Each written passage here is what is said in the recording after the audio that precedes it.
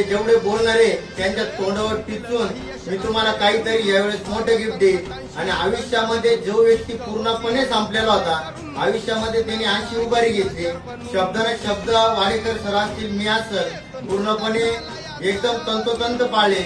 आणि आज कमबॅक कसा असतो, एक संपलेला विद्यार्थी आहे आणि त्या विद्यार्थ्यांनी कमबॅक कसा करतो हे आज तुम्हाला प्रत्यक्षात दिसून येतं।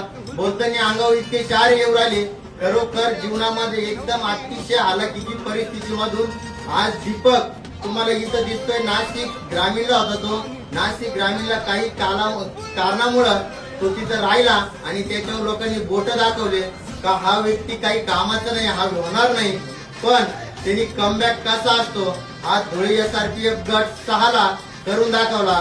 खरोखर धन्यतेचे आई वडील आणि धन्यतेचे कष्ट का जीवनामध्ये प्रामाणिक कष्ट केले यश कसं भेटत असतं हे पुन्हा एकदा आपल्याला पाहायला भेटतं। पुन्हा एकदा सक्सेस करिअर अकॅडमीच्या वतीने त्याचे हार्दिक अभिनंदन।